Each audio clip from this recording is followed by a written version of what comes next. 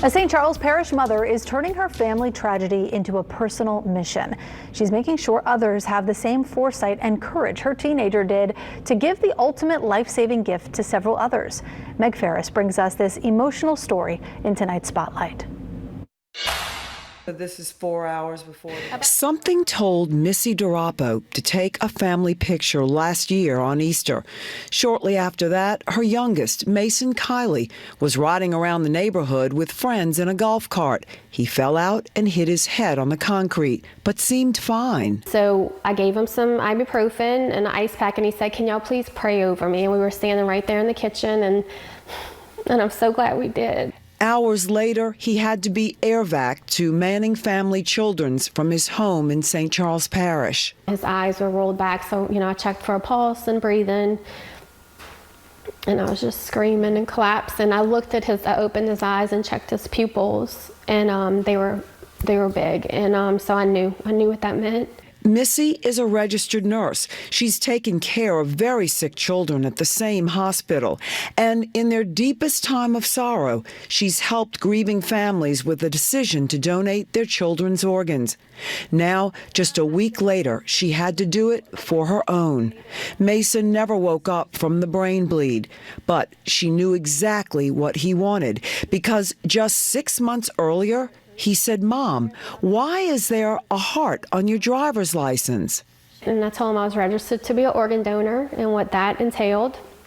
And he said, "Oh, Mom, when I die, I definitely want to donate my organs." So at only 14, the 8th grader who wanted to be an NFL player and a preacher signed a donor card when getting his hunting license.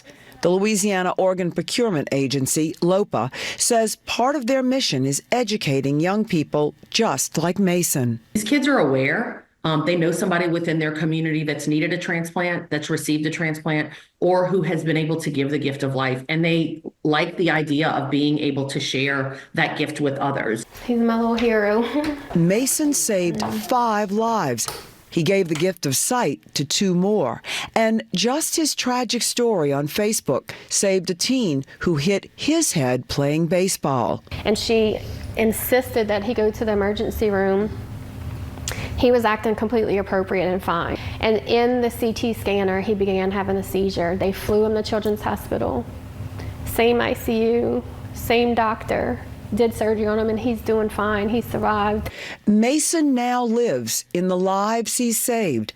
Missy has contacted the organ recipients and considers them family. And I pray specifically that they have no rejection and that they feel good and they have no survivor's guilt. Now the boy with the big heart, who often shared his love and comfort to classmates who were bullied, gave his heart, literally, so another could live.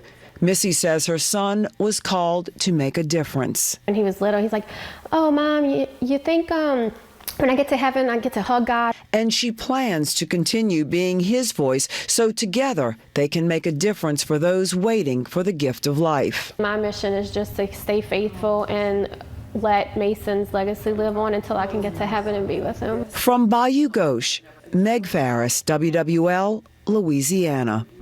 One person can donate organs to 8 people. An additional 75 people can benefit from other tissues. 2,000 people in the state are waiting for a kidney. We have a link to sign up to be a donor with this story on WWLTV.com.